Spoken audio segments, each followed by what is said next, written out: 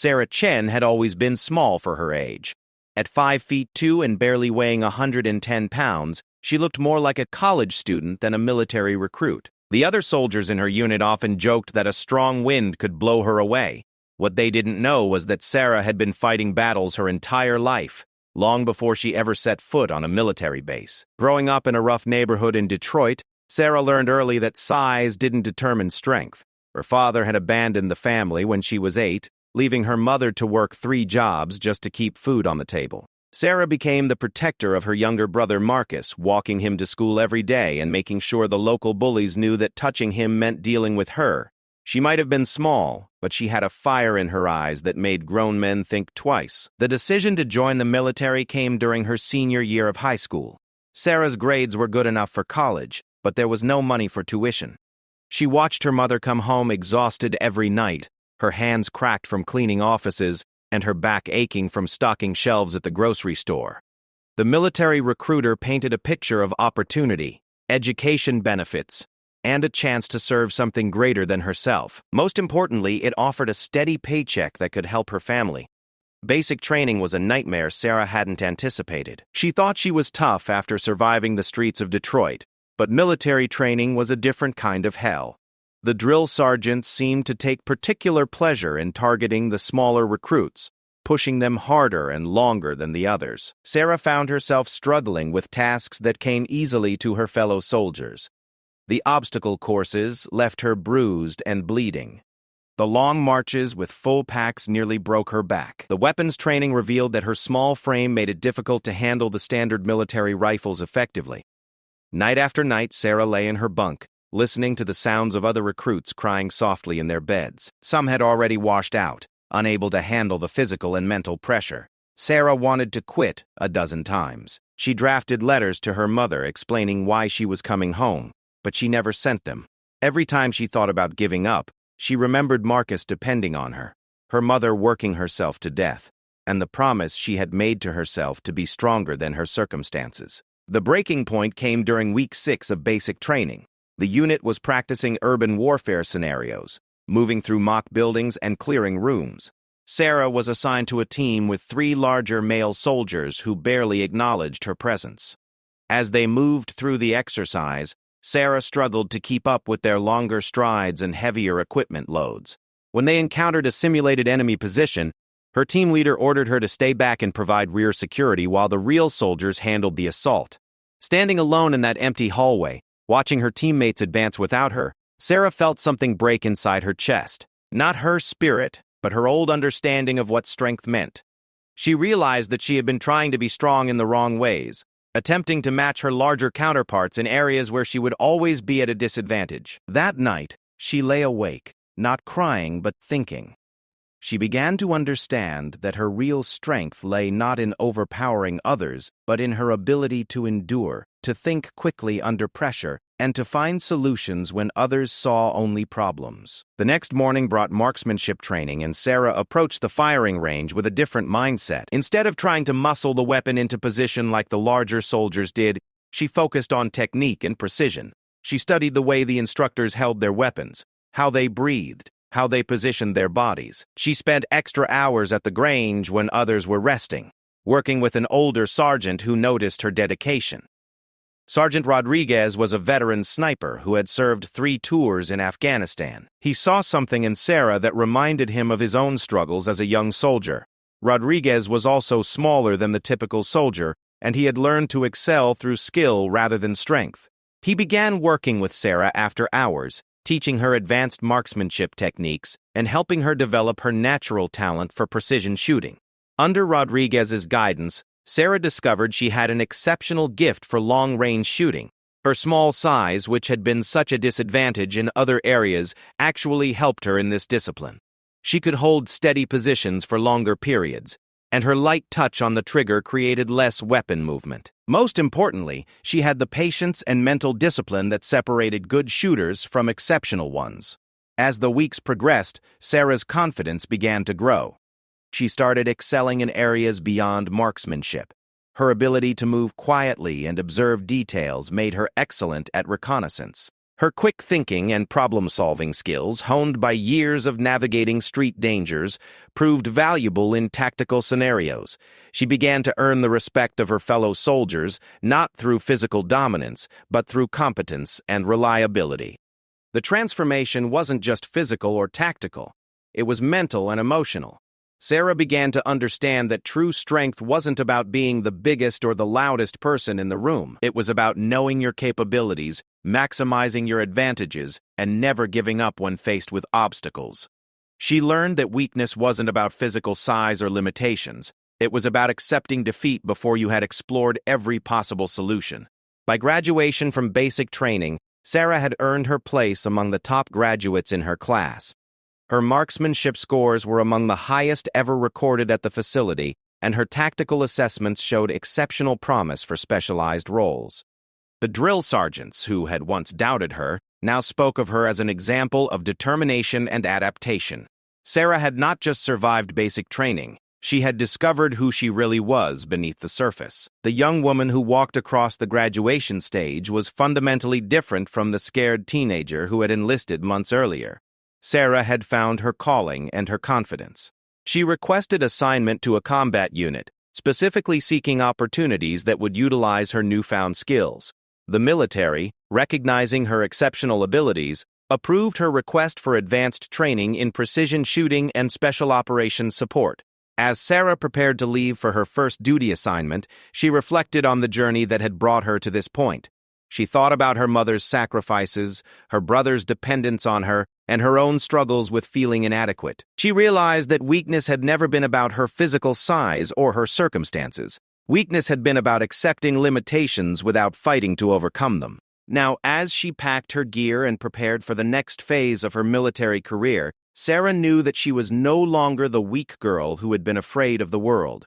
She was becoming something much more powerful, a soldier who understood that true strength comes from within, and that determination can overcome almost any obstacle. The letters she wrote home that night were different from the ones she had drafted but never sent during those dark early weeks of training.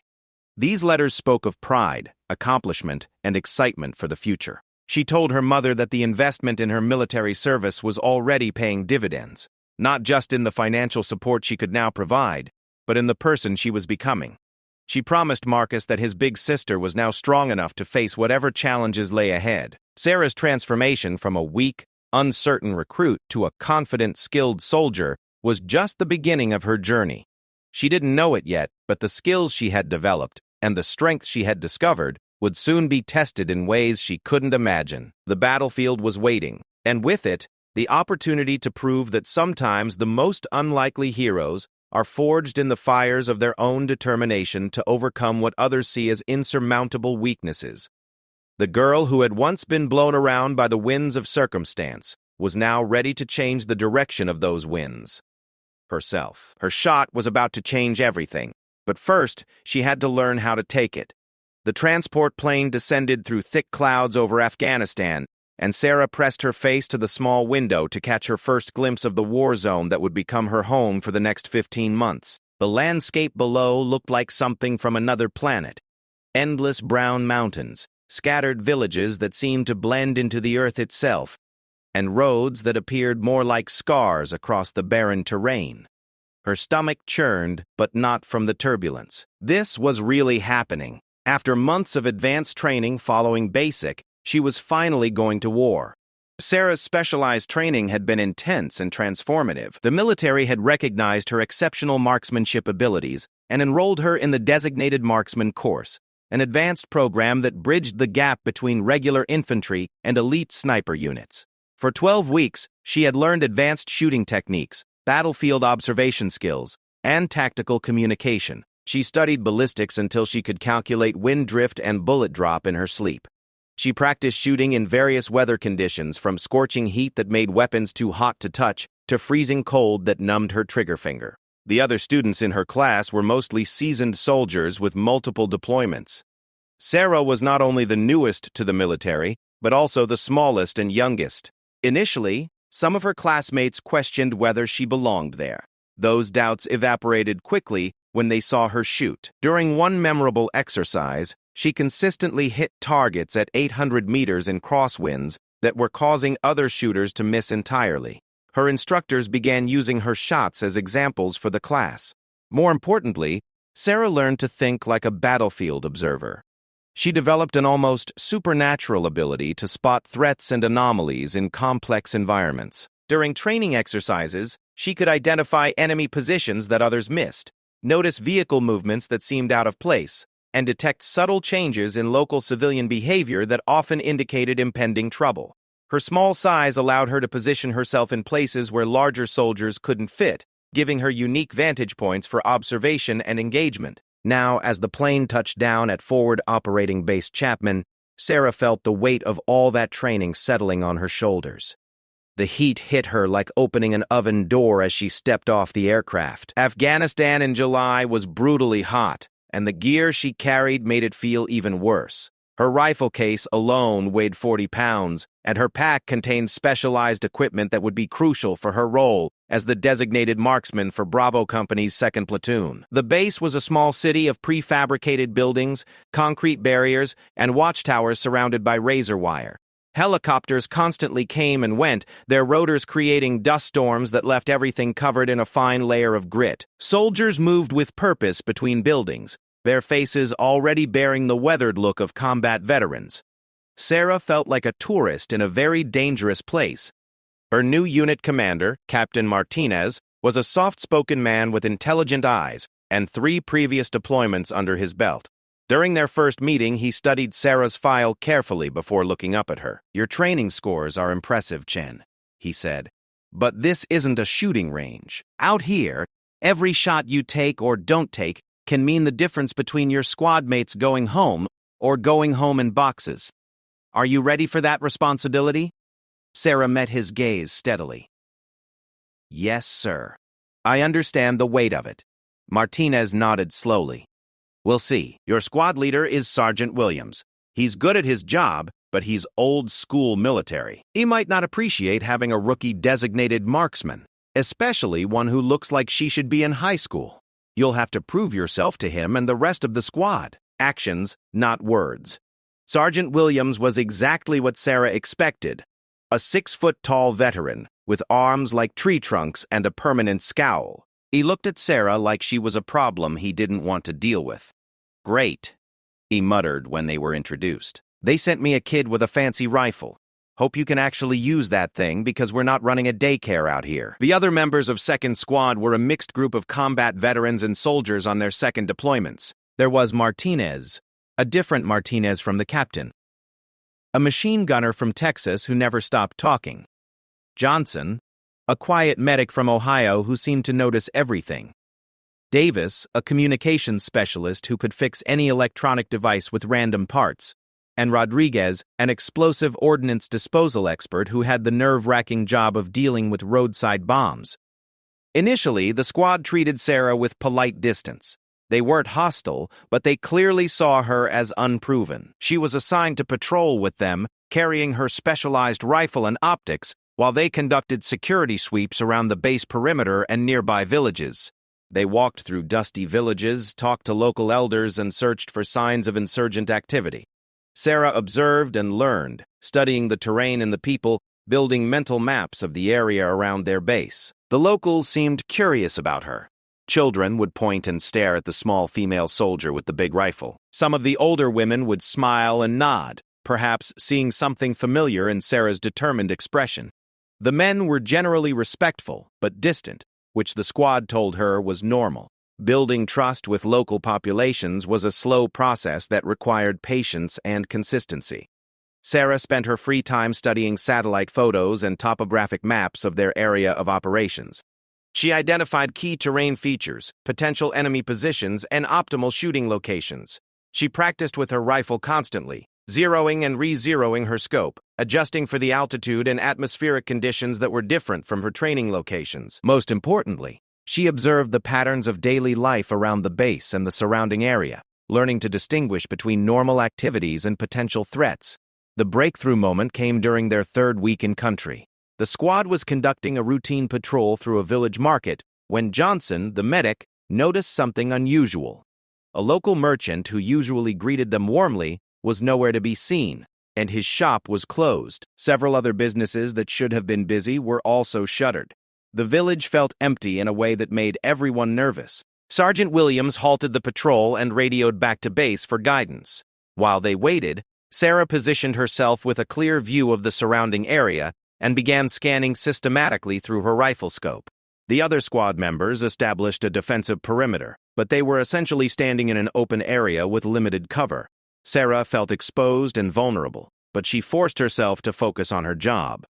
Through her scope, Sarah methodically examined every building, every window, every potential hiding spot within range.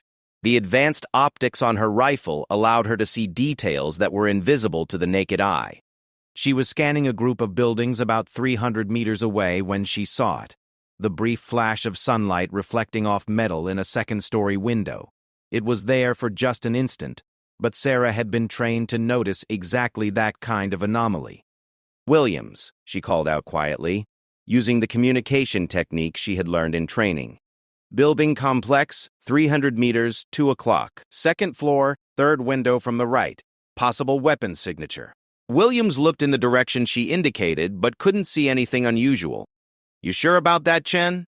Sarah studied the window again. The reflection was gone, but something about the darkness inside the window didn't look right. It was too uniform, as if it had been covered with fabric or cardboard. "There's something there, Sergeant. That window's been blocked from the inside." Before Williams could respond, the afternoon air cracked with the sound of rifle fire. Bullets kicked up dust around their position, as the squad immediately dove for cover behind a low wall. More shots rang out from multiple directions, and Sarah realized they had walked into a carefully planned ambush.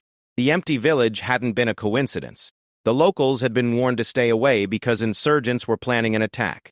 In the chaos of those first moments, with bullets flying and her squad mates shouting orders and location reports, Sarah felt something click into place in her mind. All her training, all the doubt and fear and preparation, crystallized into perfect clarity. She could hear Williams calling for covering fire, Martinez yelling about ammunition, and Johnson asking if anyone was hit. But Sarah was already moving, her rifle ready, her mind calculating distances and wind conditions with the precision of a computer. This was her moment. Everything she had learned, everything she had endured, every doubt she had overcome had led to this instant. The scared girl from Detroit was gone. The uncertain recruit who had struggled through basic training was gone. In their place was a soldier who knew exactly what she needed to do. Sarah Chen was about to discover what she was truly capable of when lives depended on her skills. The enemy fighters in their concealed positions probably thought they had caught an easy target, a small patrol with limited firepower trapped in an open area. They had no idea that among their intended victims was someone who had been forged specifically for this kind of fight. Sarah's transformation from weakness to strength was about to be tested in the most decisive way possible. As she settled into a shooting position and began acquiring targets through her scope, Sarah felt a calm settle over her that she had never experienced before. This wasn't just about survival anymore. This was about protecting the soldiers who had become her brothers, proving that she belonged among them, and showing that sometimes the most unlikely heroes emerge from the most challenging circumstances. Her war was just beginning, but Sarah Chen was ready for it. The first shot Sarah fired in combat saved Johnson's life. Through her scope, she could see an insurgent fighter positioning himself to shoot the medic who was treating Martinez's leg wound. The enemy fighter was partially hidden behind concrete blocks with only his head and shoulders visible. At 250 meters, in perfect conditions, it would have been a routine shot for Sarah. But combat conditions were never perfect. Dust from nearby bullet impacts clouded the air. The adrenaline coursing through her system made her heartbeat thunder in her ears. Her hands wanted to shake, but years of training had taught her to control that response. Sarah controlled her breathing, let half the air out of her lungs, and gently squeezed the trigger. The rifle bucked against her shoulder, and through the scope she saw the enemy fighter drop from view. Johnson continued working on Martinez without ever knowing how close he had come to dying. "Good shot, Chen," Williams called out, his earlier skepticism replaced by genuine respect. But there was no time to celebrate. More muzzle flashes appeared from different windows, and Sarah realized they were facing at least 6 enemy fighters positioned in a coordinated ambush. Her squad was pinned down behind inadequate cover, taking fire from multiple directions. They needed to break contact and withdraw, but the enemy had positioned themselves to prevent exactly that. Sarah's mind raced through tactical options. Her training had taught her that designated marksmen weren't just long-range shooters. They were also battlefield problem solvers. She studied the enemy positions through her scope, looking for patterns and weaknesses. The insurgents were using a classic L-shaped ambush formation, with their main force in the buildings to the front and a smaller group positioned to catch the squad if they tried to retreat. "Williams," she called out during a brief lull in the firing. "They've got us bracketed. Main force in those buildings straight ahead, maybe 4 shooters. 2 more positioned in that compound behind us, covering our withdrawal route." Williams processed this information quickly. Sarah was giving him intelligence that could save all their lives, but it also presented a tactical problem. His squad didn't have enough firepower to assault the main position, and they couldn't retreat while the rear guard was in place. They needed air support or reinforcement, but radio contact with base was spotty due to the mountainous terrain. Sarah made the decision that would define her military career. "Sergeant, I can take out the rear guard positions. Give me covering fire for 30 seconds, and I'll move to that building on our left. From there, I'll have clean shots at the fighters behind us." "Negative, Chen. Too dangerous. We stick together and wait for support." But Sarah could see what Williams couldn't. Martinez was losing blood despite Johnson's efforts. Their ammunition was limited, and the enemy would eventually maneuver to a position where they could finish the trapped squad. Someone had to take the initiative, and Sarah was the only one with the skills and equipment to change the tactical situation. "Sergeant, with respect, Martinez needs medical evacuation within the hour, or he might not make it. We can't wait for support that might not come." "I can do this." Williams looked at her for a long moment, and Sarah saw something change in his expression. He was making the same calculation she was, and reaching the same conclusion. "Rodriguez, Martinez, give Chen covering fire. Johnson, keep working on Martinez. Davis, keep trying to raise base on the radio. Chen, you've got 2 minutes to make this work." Sarah sprinted from cover toward the building she had identified, her heavy rifle and gear making the 50-meter dash feel like running through mud. Bullets kicked up dust around her feet, but her squad's covering fire kept the enemy shooters from taking careful aim. She reached the building and found an exterior staircase that led to the roof. The structure was typical of rural Afghan construction: thick mud brick walls that would stop small arms fire, and a flat roof surrounded by a low parapet. From the roof, Sarah had a clear view of the compound where the rear guard fighters were positioned. She could see 2 enemy positions, one fighter behind a pile of stones about 400 meters away, and another in a small building about 300 meters in a different direction. Both were focused on her squad's position and hadn't noticed her movement. Sarah settled into a prone position behind the parapet and began the mental process that had become second nature during her training. Wind speed and direction, slight breeze from left to right, maybe 3 miles per hour. Distance to first target, 400 meters, requiring 2 minutes of elevation adjustment on her scope. Target movement, stationary. Background considerations: clear field of fire with no civilians visible. She took the 400-meter shot first. The fighter was partially concealed behind rocks, but Sarah could see his torso and head. She adjusted her aim point to compensate for the wind and distance, controlled her breathing. The sound of the shot echoed off the surrounding hills, and the enemy fighter immediately dropped from sight. Sarah couldn't tell if she had hit him or if he had simply taken cover, but his position stopped firing at her squad. The second target had heard her shot and was now actively searching for her position. Sarah had to relocate quickly before he spotted her muzzle flash. She moved along the roof to a different firing position, keeping low behind the parapet. Through her scope, she could see the second fighter moving between positions in his compound, trying to get an angle on her squad while staying concealed from her. This shot required more patience. Sarah tracked the fighter's movement pattern, noting that he exposed himself briefly every 20 seconds as he moved between 2 different firing positions. She pre-aimed at the spot where he appeared most consistently and waited.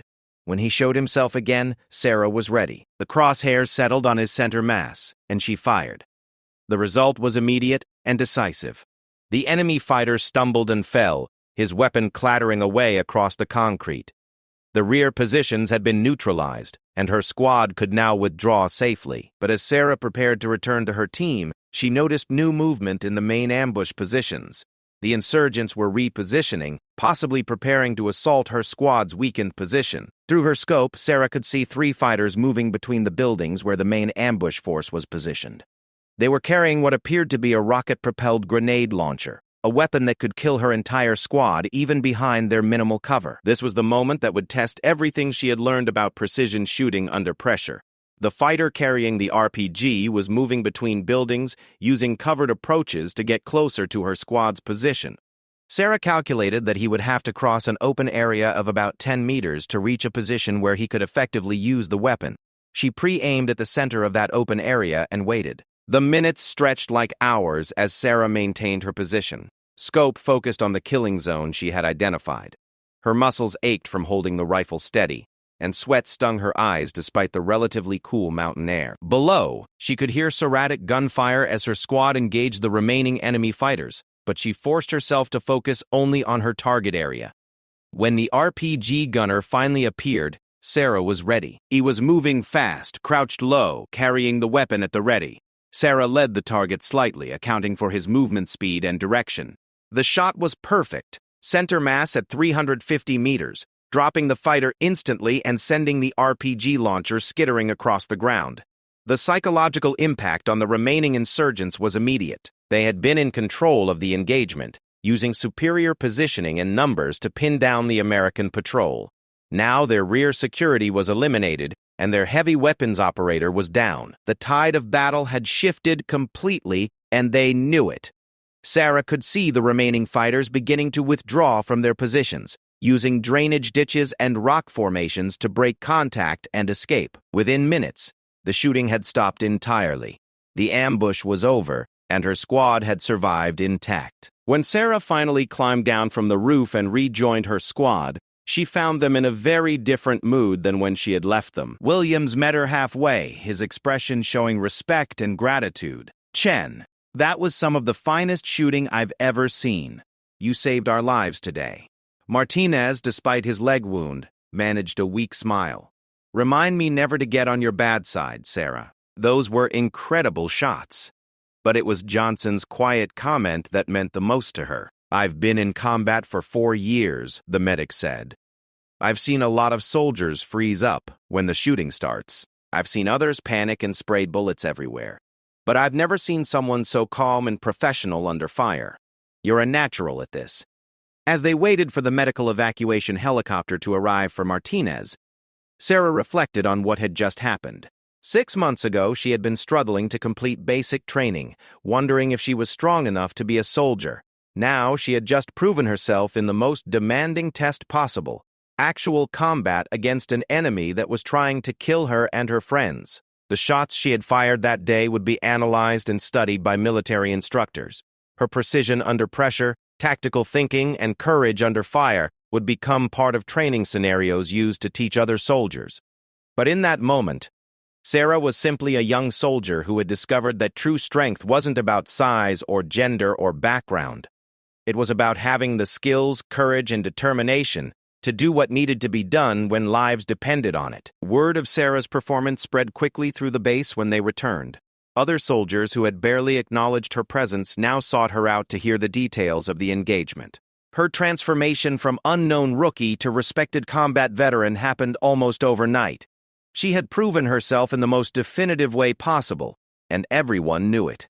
But Sarah understood that this was just the beginning, and successful engagement didn't make someone a hero or guarantee future success. That she had work to do, skills to improve, and more challenges ahead. The battlefield would test her again, in different ways and under different circumstances. The question was whether she could continue to grow and adapt, or if this moment represented the peak of her capabilities. Time would tell, but Sarah felt ready for whatever came next. News of Sarah's precision shooting during the village ambush traveled through military channels faster than she could have imagined. Within a week, her after-action report had reached battalion headquarters, and within 2 weeks it was being discussed at brigade level. The combination of tactical intelligence, precision marksmanship, and decisive action under fire had impressed commanders who had seen hundreds of combat reports. Sarah Chen was becoming a name that people remembered. The immediate result was a change in how her own unit treated her. Sergeant Williams, who had initially seen her as a burden, now relied on her tactical assessments during patrol planning. He would spread maps on the table in their makeshift briefing area and ask for her input on potential enemy positions, optimal routes, and contingency plans. The other squad members began deferring to her expertise in matters of observation and long-range engagement. Sarah had earned their respect through competence and courage, and she wore that respect like armor. More importantly, other units began requesting her support for their operations. Captain Martinez received calls from companies throughout the region asking if they could borrow his designated marksmen for specific missions. Sarah found herself attached to different squads and platoons, providing overwatch for convoy operations, supporting raid missions, and conducting reconnaissance in areas where her observation skills could provide crucial intelligence. Each mission taught her something new about combat and about herself. During a convoy escort mission through a particularly dangerous valley, Sarah spotted an improvised explosive device that had been camouflaged to look like a roadside rock pile. Her early warning allowed the convoy to stop safely and call in the explosive ordnance disposal team. The device was large enough to have destroyed the lead vehicle and killed everyone inside. On a night raid against a suspected insurgent safehouse, Sarah provided overwatch from a hilltop position while the assault team moved in. When enemy fighters began escaping through a back entrance that the assault team couldn't see, Sarah's precise shots prevented their escape and protected the soldiers clearing the building. The operation resulted in the capture of a high-value target who had been coordinating attacks against coalition forces. But it was during a mission to establish a temporary observation post that Sarah truly began to understand the psychological impact her reputation was having on both friendly forces and the enemy. Her squad was tasked with occupying a strategic hilltop for 72 hours to monitor enemy movement patterns in the valley below. The position was exposed and difficult to resupply, but it offered commanding views of several key routes used by insurgent forces. On the first day, Sarah's observation skills identified 3 separate groups of suspected insurgents moving through the valley. Each group was carefully tracked and reported to higher headquarters, leading to successful interdiction operations by other units. By the second day, local enemy communications, intercepted by intelligence specialists, revealed that insurgent groups were actively avoiding the valley because of reports about an American sniper in the area. Sarah was fascinated to learn that the enemy had apparently inflated her capabilities in their own communications. Intelligence reports indicated that insurgent leaders were warning their fighters about a ghost shooter who could hit targets at impossible ranges and seemed to appear anywhere on the battlefield. The psychological effect was far greater than the actual tactical impact of her shooting. Enemy forces were changing their behavior based on the possibility that she might be watching them. This realization led to a conversation with her platoon leader that would reshape Sarah's understanding of her role in the war. Lieutenant Morrison was a West Point graduate on his first combat deployment, but he was intelligent and thoughtful about military strategy. During a quiet moment on the observation post, he shared his analysis of how Sarah's reputation was affecting enemy operations. "Chen, you're becoming what military theorists call a force multiplier," Morrison explained. "Your actual shooting is impressive, but the psychological impact is even more valuable. The enemy is expending resources and changing tactics based on the fear of what you might do. That's strategic-level impact from a single soldier." Sarah considered this perspective carefully. She had joined the military to serve her country and support her family, never imagining that she might become the kind of soldier who influenced enemy strategy. The responsibility felt enormous and slightly terrifying.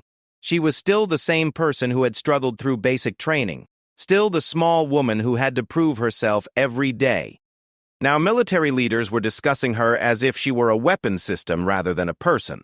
The weight of expectations became heavier when Sarah learned that she was being recommended for the Bronze Star Medal for her actions during the village ambush. The citation described her exceptional heroism and decisive action under fire, in terms that made her sound like someone else entirely. When Captain Martinez presented her with the news, Sarah felt a mixture of pride and uncertainty. "Sir, I just did my job," Sarah protested.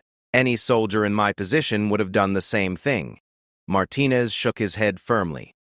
Chen, I've been in the army for 12 years, and I can count on one hand the number of soldiers I've seen who could have done what you did that day. The precision shooting under stress, the tactical thinking, the courage to take initiative when lives were at stake, that's not just doing your job. That's exceptional performance. The medal ceremony was held at the forward operating base with Sarah's entire company in attendance. Standing at attention while the citation was read aloud, Sarah thought about the journey that had brought her to this moment. She remembered the scared recruit who had wanted to quit basic training, the uncertain soldier who had worried about fitting in with her squad, and the young woman who had wondered if she was strong enough for military service. But the real test of Sarah's growth came during what seemed like a routine patrol mission in early November. Her squad was conducting a presence patrol through a village that had been quiet for several weeks. The local population seemed friendly. Children waved at the passing soldiers, and the market was busy with normal commercial activity. Sarah felt relaxed for the first time in weeks, enjoying the peaceful atmosphere and the beautiful mountain scenery. The attack came without warning and from an unexpected direction. Instead of the usual ambush tactics, this time the enemy used a complex coordinated assault involving explosives, automatic weapons, and rocket-propelled grenades. The initial blast from a buried improvised explosive device disabled the squad's vehicle and wounded 2 soldiers. Before they could react, enemy fighters opened fire from concealed positions on 3 sides of their location. This was different from the village ambush that had made Sarah's reputation. The enemy had studied American tactics and adapted their approach accordingly. They had chosen terrain that limited her lines of sight and positioning themselves to minimize her effectiveness. Sarah realized immediately that they were facing a more sophisticated enemy force that had learned from previous encounters with American forces. Sergeant Williams was wounded in the initial blast, leaving Sarah as the senior soldier capable of making tactical decisions. The responsibility of leading the squad in combat fell to her, just as enemy forces began maneuvering to overrun their position. In that moment, Sarah discovered that her transformation from weak recruit to competent soldier had prepared her for more than just marksmanship. She had developed the confidence and tactical knowledge necessary for battlefield leadership. "Johnson, get Williams stabilized and ready for evacuation," Sarah ordered with calm authority. Rodriguez set up the machine gun to cover the eastern approach. "Davis, get on the radio and call for immediate air support. Martinez, you're with me. We need to identify and suppress those RPG positions before they get a clear shot at us." Sarah's voice carried the confidence of someone who knew exactly what needed to be done and had the skills to make it happen. Her squad mates responded to her orders without question, recognizing that she had become the kind of soldier they could trust with their lives. The scared recruit from basic training was completely gone, replaced by a combat leader who could think clearly under the most extreme pressure. As Sarah analyzed the enemy positions and began planning their response, she realized that her reputation had created both opportunities and challenges. The enemy clearly knew who she was, and had planned this attack specifically to neutralize her effectiveness. They had studied her previous engagements and adapted their tactics accordingly. Sarah was no longer just fighting individual battles. She was engaged in a strategic game against an intelligent enemy that was learning from each encounter. But Sarah had been learning too. Months of combat experience had taught her that successful soldiers didn't just master individual skills, they learned to adapt and overcome new challenges.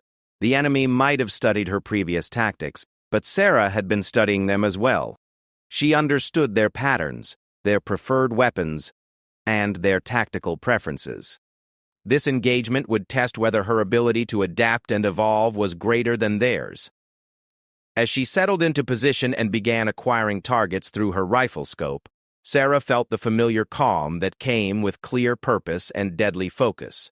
The enemy had made this engagement personal by targeting her specifically, but they had also made a crucial mistake. They had given her the motivation to demonstrate that her reputation was built on capability rather than luck. Sarah Chen was about to show them why the military considered her a force multiplier, and why enemy commanders had begun warning their fighters about the ghost shooter who seemed to appear wherever they least expected her. The final engagement that would define Sarah Chen's legendary status began with what appeared to be a tactical disadvantage that would have broken a lesser soldier. The enemy had positioned themselves in a horseshoe formation around her squad's disabled vehicle, with their main force occupying a ridgeline that offered both cover and elevation advantage. Sarah's usual tactic of finding an elevated position for long-range engagement was impossible, because the enemy controlled all the high ground in the immediate area. But 18 months of combat experience had taught Sarah that apparent disadvantages could become tactical opportunities for soldiers who refused to think conventionally. While her squad established defensive positions around their damaged vehicle, Sarah studied the terrain through her rifle scope and identified something the enemy had overlooked. A dry riverbed ran along the eastern side of their position, hidden from the main enemy force, but offering a concealed approach to a small hill that was inside their defensive perimeter. "Martinez, I need you to keep their attention focused on our main position," Sarah instructed quietly. "Give them something to shoot at, but keep your head down. I'm going to maneuver to a position where I can disrupt their coordination." Sarah's plan was audacious and dangerous. Instead of engaging from her squad's defensive position, she would infiltrate through the dry riverbed to a location where she could attack the enemy from an unexpected angle. The movement would take her away from her team's protective fire and into a position where she would be isolated if discovered, but it would also allow her to engage targets that were impossible to hit from her current location. Moving through the riverbed required her to low-crawl for nearly 200 meters while carrying her heavy precision rifle and essential equipment. The rocky ground tore at her uniform and equipment, and the physical exertion in the thin mountain air left her breathing heavily. But months of combat conditioning had transformed Sarah's body as completely as training had transformed her mind. She reached her intended position without being detected by the enemy force. From her new vantage point, Sarah could see the enemy's tactical layout clearly. There were approximately 12 fighters positioned in 3 groups along the ridgeline. Each group had a specific role. One provided suppressive fire against her squad's position. Another was attempting to maneuver for a flanking attack. And the third group included the RPG team that posed the greatest threat to her trapped squad mates. Sarah's first shot targeted the RPG gunner at a range of 450 meters. The fighter was partially concealed behind rocks, but Sarah had learned to identify and engage targets based on minimal exposure.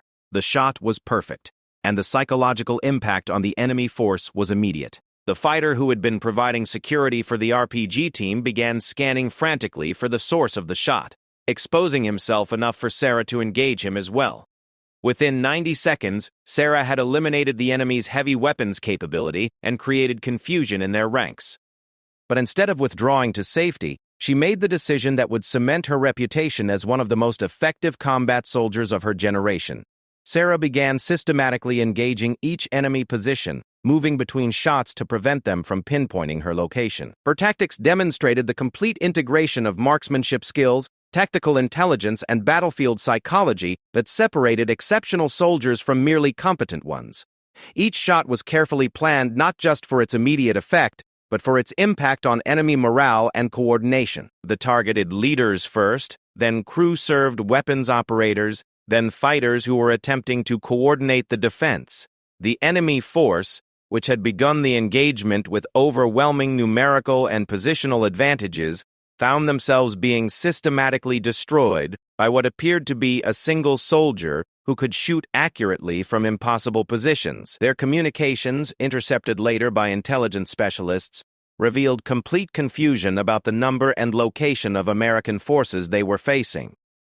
After 20 minutes of precise engagement, the remaining enemy fighters began withdrawing from their positions. But Sarah had studied their likely escape routes during her initial observation, and she was ready for this phase of the battle as well. Her final 3 shots targeted fleeing fighters at ranges exceeding 600 meters, demonstrating mastery that would have been exceptional under perfect range conditions, let alone during active combat. When the engagement ended, Sarah had single-handedly neutralized an enemy force of 12 fighters while protecting her wounded squad mates and preventing their position from being overrun. The tactical situation had shifted from potential disaster to complete victory through the actions of one soldier who refused to accept that conventional limitations applied to her. The after-action report from this engagement reached the highest levels of military command within hours. Sarah's combination of tactical innovation, marksmanship precision, and battlefield leadership represented everything the military hoped to develop in its soldiers. Her performance was analyzed and incorporated into training programs for designated marksmen throughout the armed forces. But the true measure of Sarah's transformation became clear during the helicopter evacuation of her wounded squad mates. As they waited for medical transport, Sergeant Williams, despite his injuries, pulled Sarah aside for a conversation that would stay with her for the rest of her military career. "Chen, when you first joined our squad, I thought the Army had made a mistake assigning you to us," Williams admitted. "You were small, inexperienced, and I figured you'd be more liability than asset. Today you saved all our lives through skill and courage that I've never seen matched in 15 years of military service. I want you to know that I've recommended you for promotion to sergeant and assignment as a squad leader. You've earned the right to lead soldiers." The promotion ceremony took place 6 weeks later at the main coalition base in Kandahar. Sarah stood at attention while her new rank insignia were pinned on her uniform, surrounded by soldiers who had served with her and commanders who had studied her tactical innovations. But the moment that meant the most to her came when her former squad mates requested transfer to her new unit so they could continue serving under her leadership. Sarah's reputation had evolved from promising recruit to combat veteran, to tactical innovator, to battlefield legend. Intelligence reports indicated that enemy forces throughout the region had begun avoiding areas where they suspected she might be operating. Her psychological impact on enemy operations had become so significant that military strategists were studying her effect on insurgent behavior patterns. But perhaps the most important transformation was the one that had taken place within Sarah herself. The scared recruit who had once drafted letters home explaining why she wanted to quit had become a confident leader who understood that true strength came from the willingness to continue growing and adapting regardless of circumstances. She had learned that weakness wasn't about physical limitations or initial disadvantages. Weakness was about accepting those limitations as permanent rather than working to overcome them. When Sarah's deployment ended and she returned to the United States, she carried with her more than just combat decorations and commendations. She had discovered that the most unlikely people could become exceptional when they refused to accept conventional definitions of their limitations. Her journey from weak recruit to unstoppable soldier had proven that determination, skill development, and the courage to take initiative could overcome almost any disadvantage. The military offered Sarah opportunities for advanced training and specialized assignments that would have been unimaginable when she first enlisted. She was invited to attend prestigious military schools, offered positions with elite units, and asked to contribute to the development of new tactics and training programs. Sarah Chen had become not just a successful soldier, but an example of what was possible when someone refused to accept that their circumstances defined their potential. Looking back on her transformation, Sarah understood that her greatest strength had never been her marksmanship ability or her tactical intelligence.